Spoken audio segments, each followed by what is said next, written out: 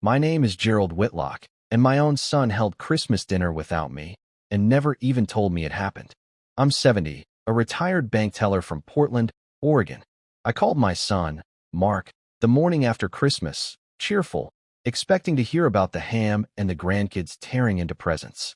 Instead, his voice came through flat and cold. "It was yesterday, Dad. Without you." I laughed, thinking it was a joke. "Mark, what are you talking about? Christmas was today." "No, Dad. We moved it. It just didn't work out to include you this year." 23 years of family Christmases, and this was the first one I'd ever missed, in a house 12 minutes from my own. I stood in my kitchen holding the phone, my chest tight, and something in me knew this wasn't just a scheduling mix-up. Looking back, I should have seen it coming.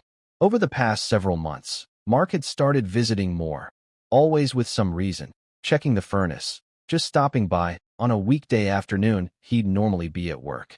He'd started asking casual questions about my retirement accounts, my mortgage, whether I'd thought about simplifying things now that Elaine had been gone 2 years and the house felt too big for one person. Karen, his wife, always pleasant, always brought a casserole, always somehow ended up alone in my study for a few minutes while I made coffee. 3 weeks before Christmas, a man named Dr. Feldman came by for what Mark called a friendly visit, an old colleague from the hospital board. We had tea. He asked oddly specific questions: what year it was, who the president was, whether I could count backward from 100 by sevens. I laughed it off as small talk.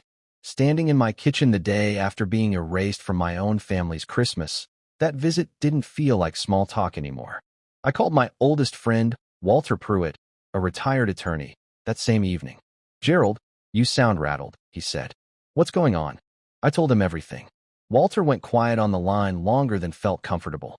"Gerald," he said finally, "I ran into a colleague at the courthouse last week who handles elder law filings. She mentioned your name came up in a conversation about a guardianship petition. I need to make some calls tomorrow morning. And Gerald, I think you need to sit down for what I might find." He called back the next morning, and I could hear in his voice this wasn't good news. "It's real," Walter said. "Mark filed a petition for guardianship over your financial affairs 3 weeks ago, citing cognitive decline. There's a supporting evaluation attached from Dr. Feldman." My stomach dropped. "The tea visit," I said quietly. "That wasn't a friendly visit at all. It was an evaluation, done without your informed consent, built to support a legal filing. There's more, Gerald. The petition includes a financial plan. If it's granted, it recommends selling your house and consolidating your assets under Mark's management." I sat down hard at my kitchen table, the same table Mark had done his homework at as a boy. My own son was trying to take my house. Walter connected me that afternoon with an elder law attorney, Renata Cross, sharp and no-nonsense, who'd fought cases like this before. She reviewed the petition and Dr. Feldman's evaluation within the hour. "This evaluation is thin," she told me. "No standard protocol, no disclosure that it was a formal assessment rather than a casual visit. That's a problem for them. But we need to show the court exactly why this was filed." I told her about Mark's struggling contracting business, the vague trouble with a business loan I'd assumed would sort itself out. Renata listened carefully, then said something that turned my stomach all over again. "Gerald, I want you to think hard. If your son excluded you from Christmas specifically, I want to know who else was there. Because sometimes, when families plan something like this, they don't just plan the paperwork. They plan the story everyone's going to tell the judge." I thought about that Christmas dinner, all my grandchildren sitting around that table without me, and I wondered, with a cold, sinking feeling, exactly what my own son might already be teaching them to say. Renata was blunt about what we needed next. "Documents win technical arguments, Gerald. But judges are human. If we can show this court what your son says when he thinks no one but his wife is listening, that's worth more than any technicality." Mark had mentioned wanting to come by New Year's Eve to talk about some things. Renata saw the opening immediately. "Let them come," she said. "Let's just make sure we're not the only ones who hear it." With Walter's help, I had a small recorder installed in an old radio on my kitchen counter, the same spot where every serious conversation in our house had happened for decades. My grandchildren came bounding in that evening, full of energy, completely unaware anything was wrong. After the kids went to watch a movie, Mark and Karen sat down with me at that table. Mark started slow, talking about how worried he'd been about me living alone. Karen was less careful. The house is worth almost $600,000 now, Gerald. Once the guardianship's approved, we can list it by spring. Karen, Mark said, a warning edge in his voice. He can't hear us, Mark. The kids have the TV up, she said. Feldman's report already gives us what we need. Judges barely question these when there's a doctor's evaluation attached. What about Dad's testimony? Mark asked. If he shows up seeming completely fine, that's a problem. That's why we keep him out of these conversations, Karen said. The kids already think Grandpa's been forgetful. Ask them enough times if they've noticed anything, and eventually they start remembering things that never happened. Kids do that. It's not even lying, really.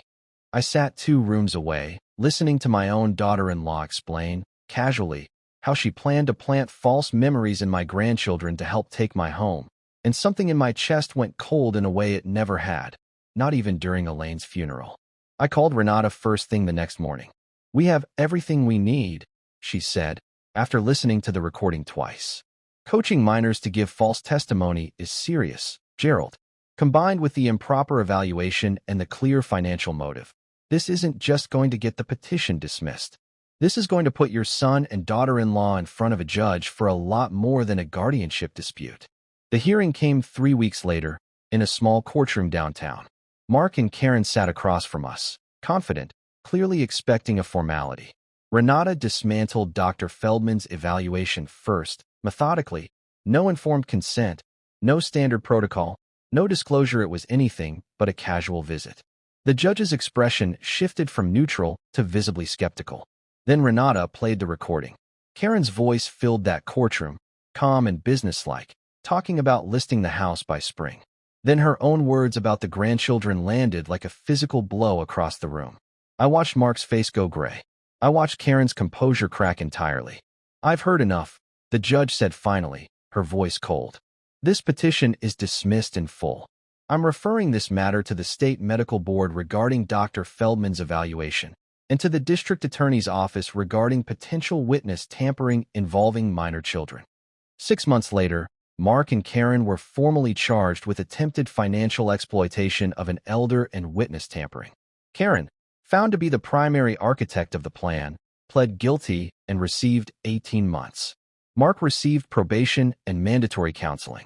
Dr. Feldman lost his medical license entirely. The hardest part wasn't the courtroom. It was explaining to my grandchildren, gently, with a family therapist's help, that nothing suggested about me forgetting things had ever been true. My oldest granddaughter, Lily, cried for a long time once she understood. She was 12. She shouldn't have had to carry any of it. It's been just over a year now. Mark and I speak occasionally, careful, distant conversations.